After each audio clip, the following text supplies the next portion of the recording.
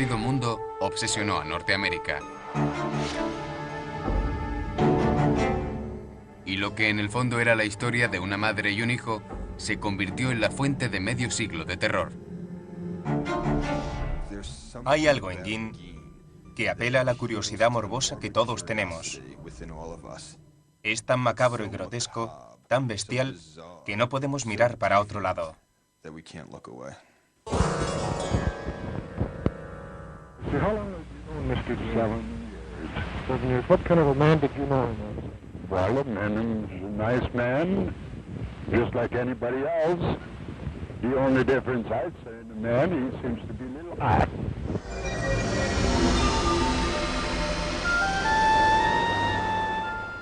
Nadie dudaba de que Plainfield, Wisconsin, era un pueblecito idílico. En el otoño de 1957 tenía 700 habitantes. Un lugar tranquilo en las llanuras azotadas por el viento de Wisconsin. Tenían la mejor ferretería de la zona, una tienda de ultramarinos, 1 o 2 restaurantes y un bar. No había nada que lo distinguiera especialmente de otros pueblos de Wisconsin. Pero todo cambió en el transcurso de un frío fin de semana, con una misteriosa desaparición y un horrible descubrimiento.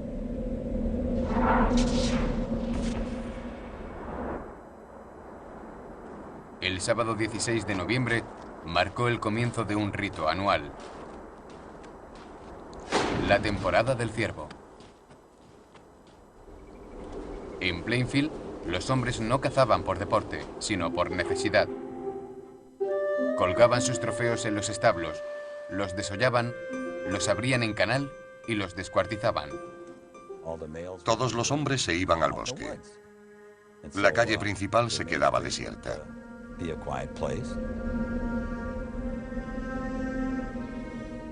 La ferretería de Bernice Worden estaba especialmente tranquila esa mañana. Aunque debía estar abierta, la propietaria de 58 años había desaparecido.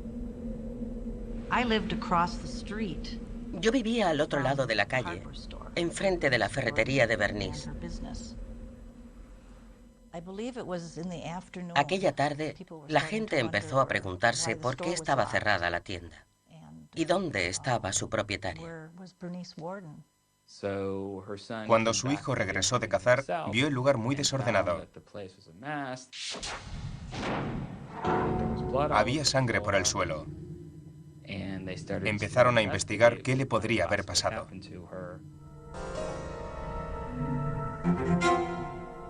Interrogado por la policía, el hijo de Bernice Worden mencionó a un cliente habitual que había estado el día anterior para preguntar el precio de un anticongelante. Ed Gein, un soltero de 51 años que vivía en una granja aislada a las afueras del pueblo.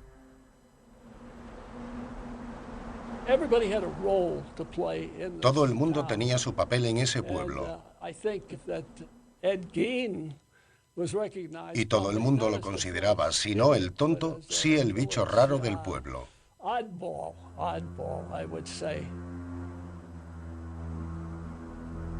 Esa noche, 3 horas después de la denuncia de desaparición de Bernice, el sheriff Art Sly se dirigió a casa de Ed Gein con su ayudante. Si hubiéramos querido celebrar una fiesta de Halloween, aquel era el lugar apropiado. Era una casa espeluznante a las afueras del pueblo. Era oscura y no había señales de vida. La puerta estaba cerrada, por lo que los agentes decidieron echar un vistazo en la leñera. Entraron con linternas. No se veía nada porque no había electricidad. Uno de los agentes notó que algo le rozaba el hombro. Se dio la vuelta, lo alumbró con la linterna y allí estaba Bernice Worden, colgando boca abajo de las vigas del techo, decapitada y abierta en canal como un ciervo.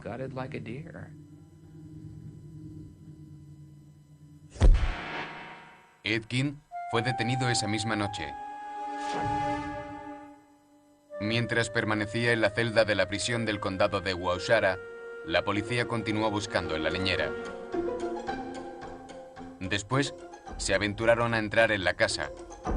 En el interior, descubrieron una horrible escena. El cadáver destripado de Bernice Worden era solo la última creación macabra de Ed Gein.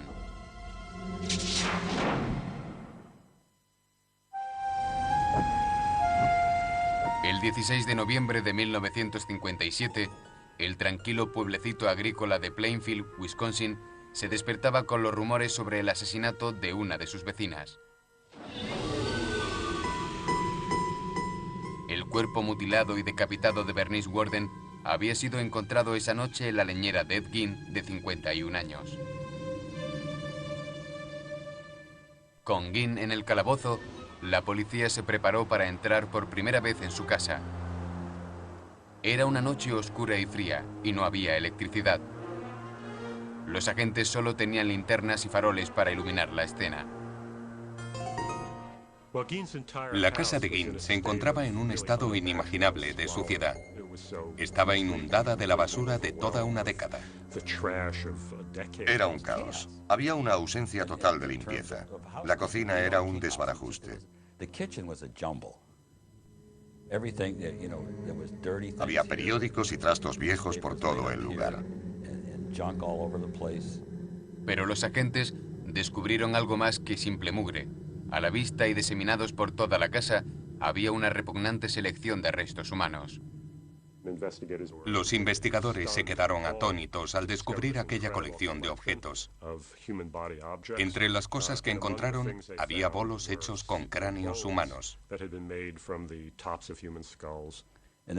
Encontraron lo que parecían baratijas, pero realmente era una sucesión de pezones ensartados en una cuerda. Hallaron lo que parecía un paño de ganchillo que resultó estar hecho con labios de mujer. También encontraron otros restos humanos. Después se aventuraron a lo que parecía el salón. Encontraron la pantalla de una lámpara y sillas tapizadas con piel humana.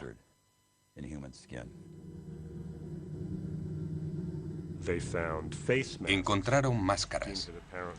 Gein había desollado a sus víctimas y había utilizado la piel como papel para la pared. Cada descubrimiento parecía superar al anterior. Hasta que finalmente, un agente encontró una bolsa de papel marrón. Abrió la bolsa y vio un mechón de pelo humano.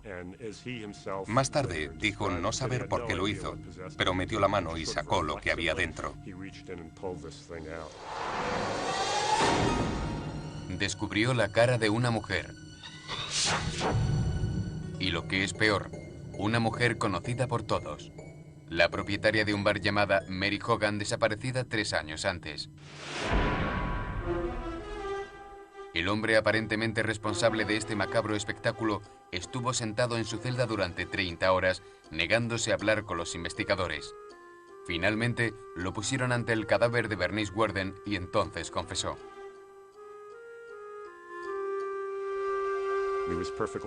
Colaboró con la policía. Solo pidió un trozo de tarta de manzana con queso cheddar por encima. Según el investigador, Ed se lo comió y después les contó todo lo que querían saber. Le preguntaron por los restos humanos que encontraron en su casa y por el número de víctimas. Dada la cantidad de restos, debía haber matado a mucha gente.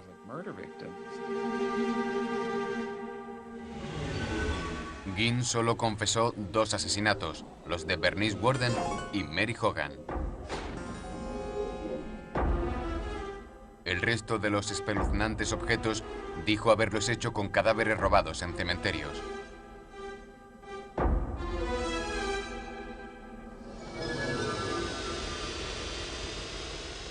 Plainfield se despertó ese domingo descubriendo con quién había vivido todos esos años. El auténtico Ed Gein.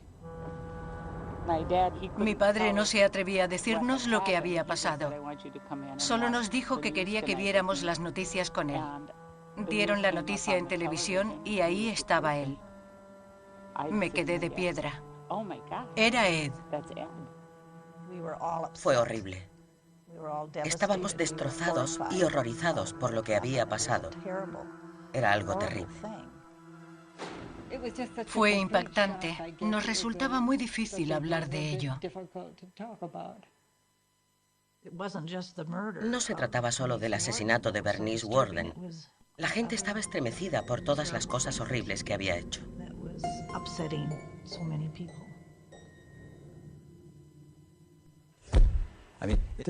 Llevaba casi toda su vida viviendo en esa comunidad. Había cuidado a sus niños y comido en sus casas. No podían creer lo que había hecho.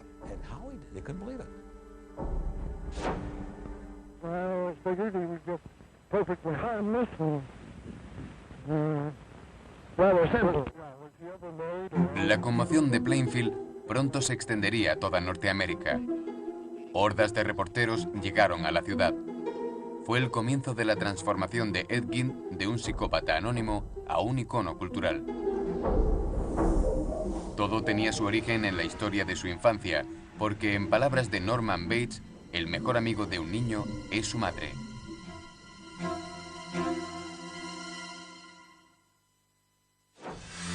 En noviembre de 1975, la truculenta historia de Ed Gein era noticia destacada. La fascinación de todo un país por el hombre al que llamaban el carnicero de Plainfield no pasó desapercibido para el escritor Robert Bloch, que en aquella época vivía en Wisconsin. Cuando el caso Gein saltó a los periódicos, Bloch supo que sería la base perfecta para una historia de terror. El resultado fue la novela de 1959, Psicosis, que Alfred Hitchcock llevaría al cine al año siguiente. La trama de Psicosis es la historia de Norman Bates, un joven consentido, soltero y trastornado, que dirige un motel y asesina jóvenes desprevenidas que le atraen sexualmente. Bloch copió la relación psicológica del caso de Gein para ilustrar la relación entre Norman Bates y su madre. Había un gran paralelismo con la de Ed y la suya. Augusta Gein llevaba 12 años muerta cuando la policía entró en la casa que había compartido con su hijo. Mientras investigaban habitación por habitación buscando pistas que pudieran explicar lo que le llevó a cometer tan horrendos crímenes, llegaron a una puerta cerrada con tablas. Después de lo que ya habían visto, no sabían qué podrían encontrar detrás de aquella puerta. Cuando la echaron abajo, encontraron una habitación en perfecto estado de conservación. Resultó ser la de la madre de Ed. La cama estaba hecha. Había una mesilla de noche con una Biblia encima. La habitación tenía mucho polvo y humedad. El papel pintado debía haber sido rosa, pero había perdido el color. Era como un santuario a su madre. Tras su arresto, Ed Gein se sometió a una evaluación psicológica de un mes de duración, ordenada por el tribunal. El examen reveló una vida de aislamiento en la granja de Plainfield y el descenso de Ed a la locura.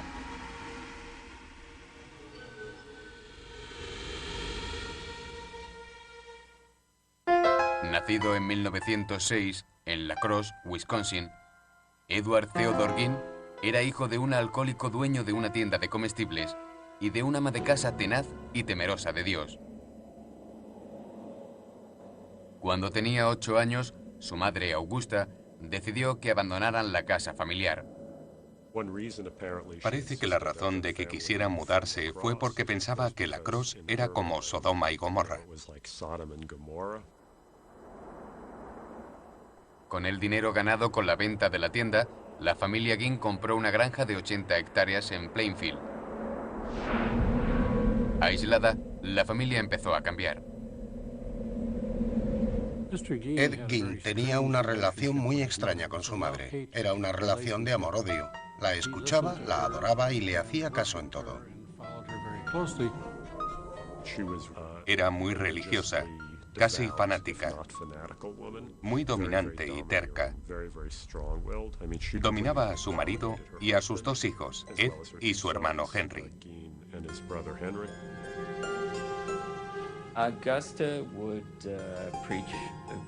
Augusta creía en el Apocalipsis cuando dice que las mujeres eran zorras, golfas, demonios que querían hacer el mal a la gente. La familia Guin se convirtió en el caldo de cultivo perfecto para una patología psiquiátrica. Eran 4 personas bajo el dominio de esa mujer. Era el ambiente perfecto para la locura.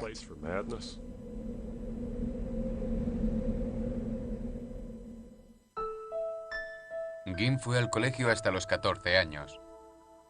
Mal estudiante, tiempo después se analizaría su coeficiente intelectual.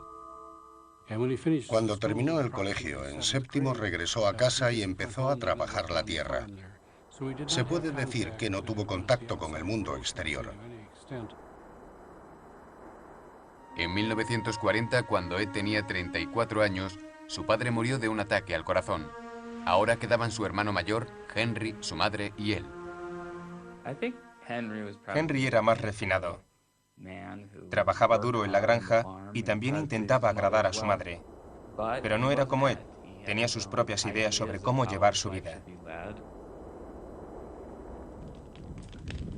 En mayo de 1944, Henry y Ed tuvieron que combatir un incendio en su propiedad. Según Ed, el fuego se descontroló y perdió de vista a su hermano.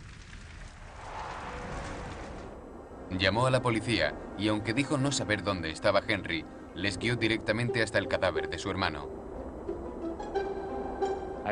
He oído rumores sobre ciertos moratones en la cabeza de Henry que nunca fueron explicados. Pero en aquel momento se tomó como una tragedia familiar. Ya habían sufrido bastante.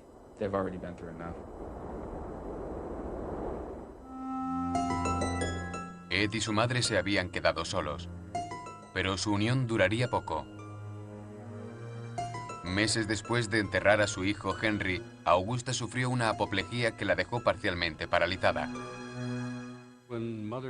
Cuando la madre cayó enferma, él se ocupó de ella en todo momento. Parecía besar el suelo que ella pisaba.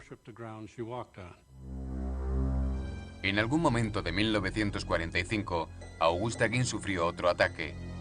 Murió en el mes de diciembre. Fue un durísimo golpe para su hijo de 39 años. Su madre había minado su hombría. En el entierro se comportó como un niño que acaba de perder a su mamá, llorando de manera histérica. Había perdido todo lo que conocía del mundo. Ese era su único vínculo con la cordura en aquel momento.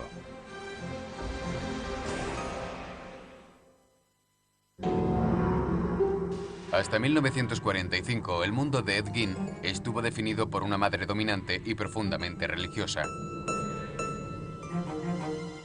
Su muerte en diciembre le dejó solo por primera vez en la vida. Viviendo solo en una aislada granja a las afueras del pueblo, Ed ganaba dinero ayudando a los vecinos o trabajando en la trilla.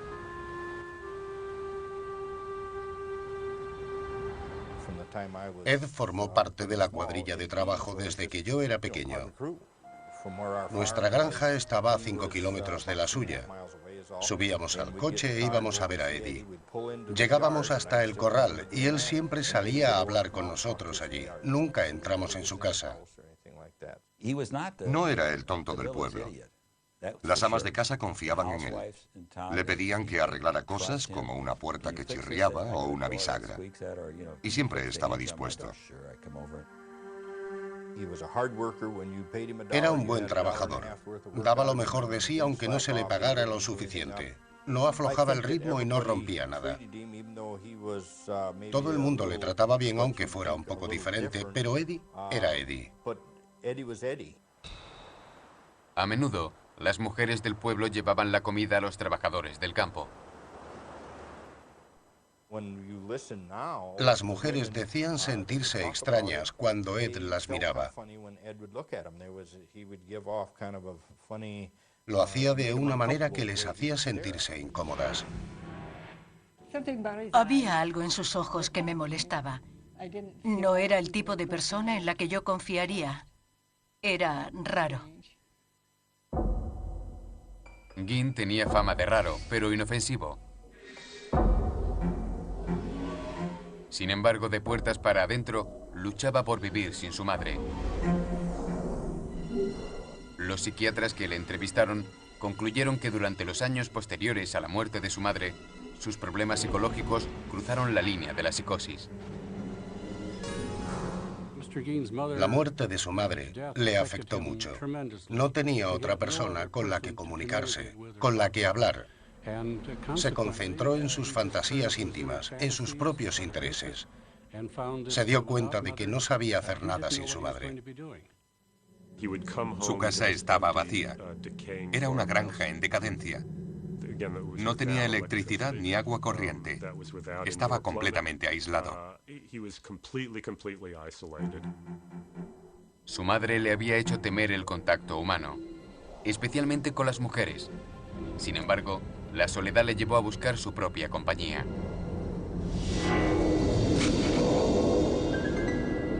En un determinado momento, comenzó a hacer visitas nocturnas a cementerios de la zona.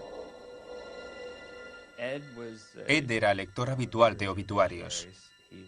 Le fascinaba saber quién había muerto. Se enteraba de cuándo iba a ser el entierro. Y cuando se hacía de noche, abría el ataúd y cogía el cuerpo.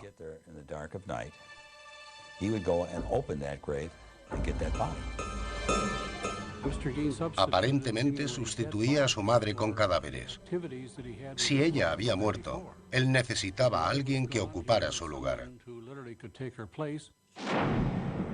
Ginn llevó sus deseos al extremo.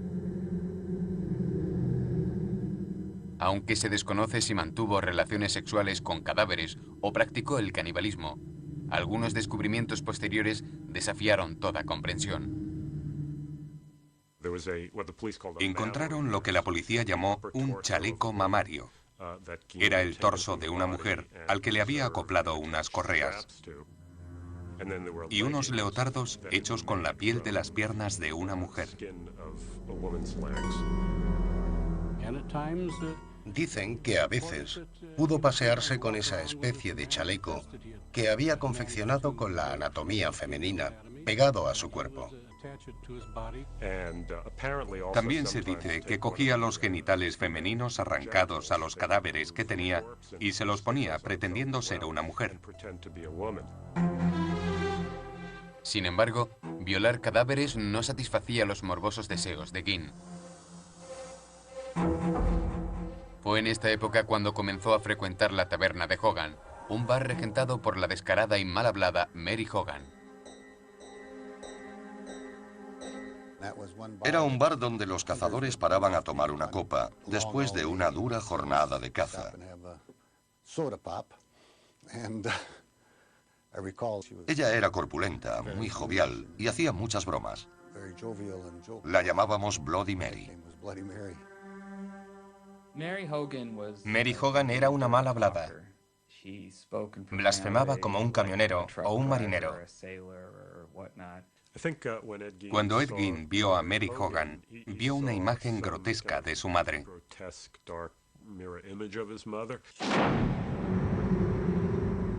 La tarde del 8 de diciembre de 1954, un granjero local se detuvo en la taberna de Hogan para comprarle un helado a su hija.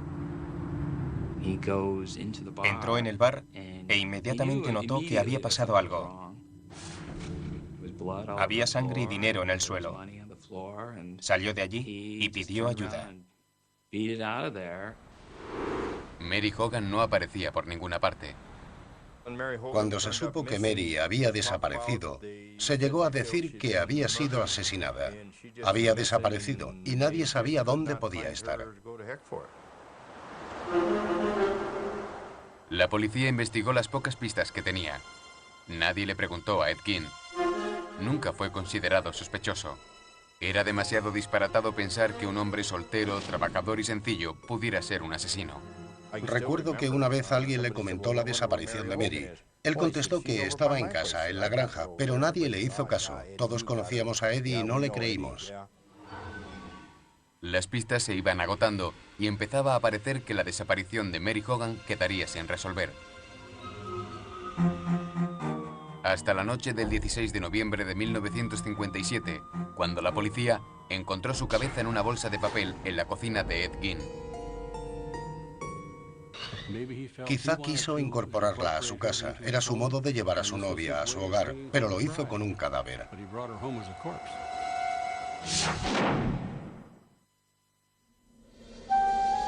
A finales de 1957, los vecinos de Plainfield todavía no se habían recuperado de la pesadilla que había conmocionado al pueblo. Ed Gein había sido acusado del asesinato de la propietaria de la ferretería, Bernice Worden. Pero el descubrimiento de otros horribles crímenes llevó la infamia a Plainfield junto a una horda de reporteros de todo el mundo. En noviembre de 1957 fue el suceso más famoso. Atrajo a prensa de todo el mundo occidental. Had you ever been in the man's house? No, sir. Never been in there. I'd like to talk now. El incidente era noticia y fue portada de muchos periódicos. Los vecinos querían que todo aquello terminara, que se fueran los periodistas. Molestaron mucho a todo el pueblo. No queríamos llamar la atención de los medios. Un periodista inglés me paró por la calle, pero le dije que no tenía nada que decir y seguí caminando. Fuera de Plainfield calaba otro tipo de respuesta, lo que se dio en llamar el humor Gein. Los chistes que se contaban servían para ahuyentar el miedo que sentíamos todos. Uno era, ¿cuál es la comida favorita de Ed? Manitas de mujer. ¿Qué regalo le hace Ed Gein a su novia el día de San Valentín? Culos de granja. Hubo gente a la que echaron de restaurantes de Plainfield por pedir hamburguesas Gein.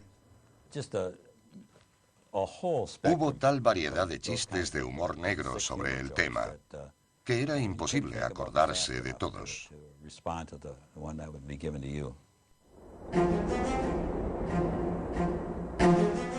El 6 de enero de 1958 se celebró la vista para determinar si Gein podía ser sometido a juicio por el asesinato de Bernice Worden. Los médicos que lo evaluaron diagnosticaron esquizofrenia. Dijeron que era propenso a sufrir alucinaciones y que quería ser un instrumento de Dios con poder para resucitar a los muertos. Hablaba de crímenes horrendos y extraordinarios, inconcebibles para una persona normal. Pero lo hacía como si hablara de ir a la tienda por la compra de la semana. Los médicos concluyeron que todo tenía que ver con su madre. Esa era la dualidad de Gein. Parte era un deseo de recuperar la presencia física de su madre en casa. Obviamente, otra parte tenía que ver con profanar el cadáver.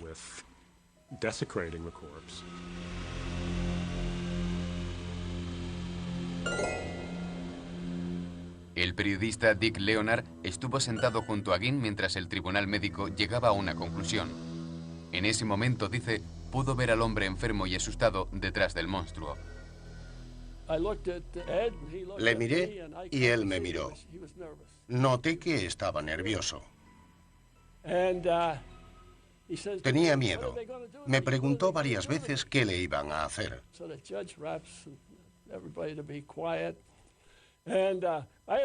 Tenía mi mano apoyada en el banco. Se acercó y me la cogió como si yo fuera su madre o alguien parecido. Esa tarde, el juez decretó su incapacitación y la imposibilidad de someterle a juicio. Fue enviado a la institución mental del estado, un psiquiátrico de Wisconsin. Para los vecinos de Plainfield, la vida después de Ed Gein nunca volvería a ser la misma.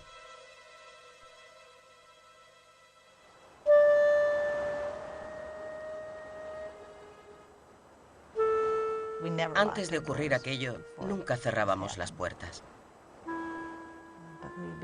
Pero empezamos a hacerlo. Los 50 fueron una era de inocencia que se acabó con aquello. Pero aún les faltaba por asistir a un último acontecimiento. El 30 de marzo de 1958, Domingo de Ramos, era el día de la subasta de la granja y efectos personales de Guin.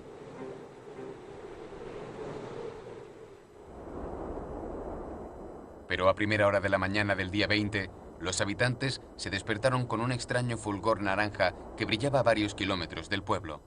There will be an auction here Palm Sunday, but this house and the personal belongings of Ed Gein will be conspicuously absent. Call it an act of God or whatever you will. The main attraction will be missing, reduced to a mass of rubble by a mysterious fire. Gein se enteró del incendio a última hora de la mañana. Fui a la habitación de Ed y le dije que su casa había quedado reducida a escombros. Hizo un gesto y dijo, mejor así. Esas fueron sus palabras exactas. Al final y tras una breve investigación, la causa del incendio siguió siendo un misterio. Pero los vecinos de Plainfield se alegraron de que la granja desapareciera. Nos alegramos de que ardiera. La prensa ya no nos molestaría más y dejaríamos de tener turistas por el pueblo para ver la casa del terror de Ed Gein.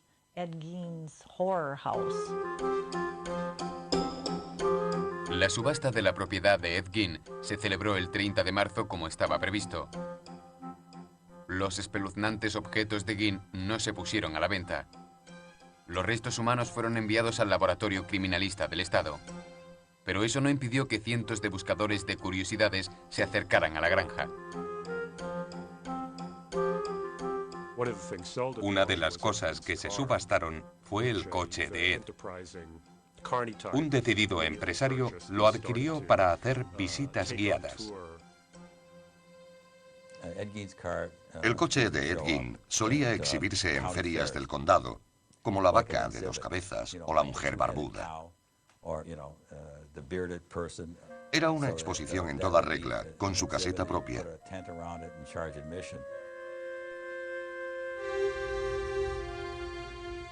En el hospital psiquiátrico, el personal veía a Ed Gein como un paciente modelo.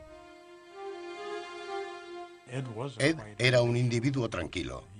Durante el día se sentaba en una esquina de la habitación.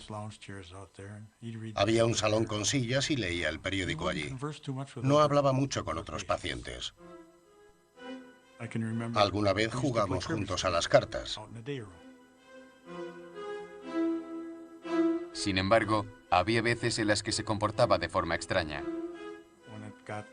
Cuando había luna llena, se ponía a hablar de mujeres, de lo que le gustaría hacerles, divagando de forma incoherente. Cuando pasaba la luna llena, volvía a ser normal.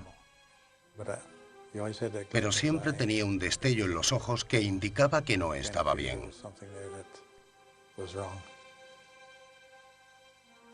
En 1968, los médicos informaron al tribunal de que Gein ya podía enfrentarse a un juicio por el asesinato de Bernice Worden. Cuando entramos en la sala, había un silencio sepulcral. Se podía escuchar caer un alfiler. Ed entró, se detuvo e inclinó la cabeza ante los presentes.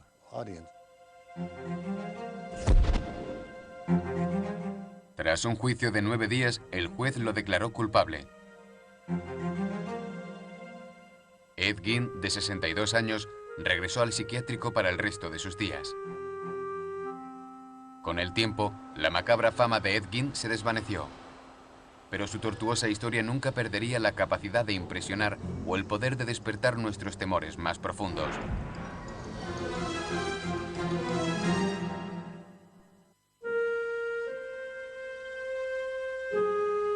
A principios de 1970, un anciano Ed Gein pasaba sus últimos días en un psiquiátrico de Wisconsin. Pasaba mucho tiempo en su habitación, tumbado en la cama. No sé en qué pensaba.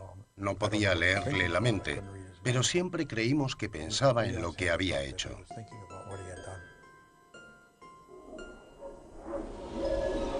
Gein y sus macabros crímenes hace tiempo que desaparecieron de la conciencia pública.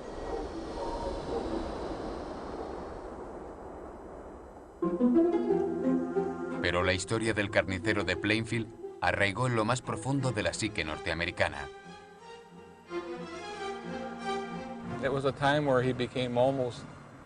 Parecía como si fuese una figura de ficción, una especie de semidios. Me llamo Gunnar Hansen. En 1973 maté a 4 personas. Fui Leatherface en La Matanza de Texas. Cuando se estrenó La Matanza de Texas, se proyectó principalmente en autocines. Decir que fue una sensación sería infravalorarla. Los adolescentes iban allí en sus coches para pasar un buen rato, pero se encontraban con 90 minutos de terror en estado puro. Dirigida por Tobe Hooper, en la película aparecía un personaje llamado Leatherface, que llevaba una máscara hecha de piel humana. Toby me dijo durante el rodaje que la película estaba basada sin excesivo rigor en Ed Gein. Había servido de inspiración para la familia. Los muebles hechos a partir de huesos, las lámparas de piel humana, la posibilidad de que fueran caníbales y la máscara de Leatherface se habían tomado de Ed Gein. Leatherface es Ed Gein, tal y como lo imaginaría un niño. Como esos crímenes fueron reales, teníamos que convertir a Leatherface en un monstruo descomunal, con una máscara de piel humana y con una sierra eléctrica, en vez de un chico normal que comete crímenes horribles. 17 años después, una visión diferente del caso ayudaría a hacer la película El silencio de los corderos, un éxito de crítica y público.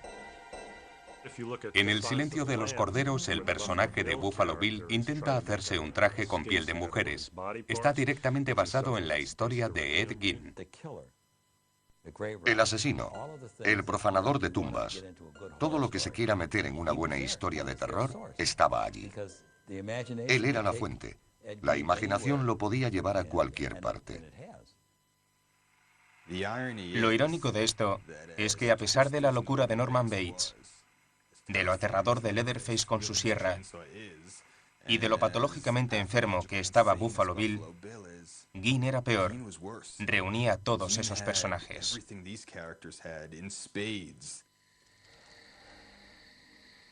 En 2001 se estrenó una película independiente de bajo presupuesto sobre la vida de Ed Gein.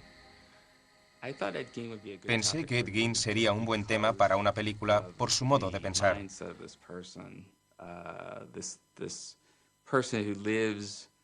Vivía solo, y sus fantasías, su soledad y su enfermedad mental le convirtieron en un asesino. El 26 de julio de 1984, Ed Gein moría de un fallo respiratorio. Tenía 77 años. Su muerte no provocó reacciones. En el pueblo no se habló del tema, aparte de decir que había muerto. Ed Gein fue enterrado en el lugar más apropiado para él, junto a su madre en el cementerio de Plainfield. Desde su muerte en 1945, su gran sueño había sido regresar con ella, y finalmente lo consiguió. Poco después de su muerte, la lápida de Ed Gein fue robada de su tumba. Finalmente fue recuperada y se conserva en el departamento del sheriff del condado de Waukesha.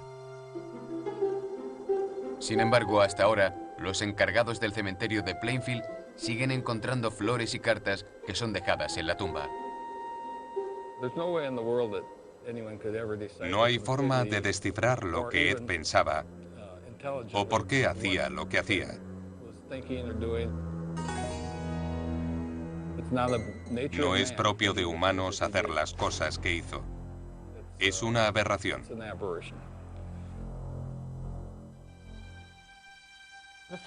Ed Gein era un enfermo mental. Pero creo que eso no nos importa. Hizo cosas horribles. No importa cuáles fueran sus problemas. No sentimos ninguna simpatía por ese hombre.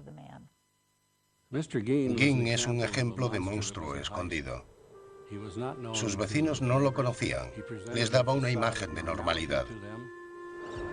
Tuvo puesta una máscara de cordura hasta que fue descubierto. Obviamente nunca podremos saber qué convirtió a Ed Gein en lo que era. Es tan difícil como preguntarse qué hizo a Mozart ser un genio. No se puede saber.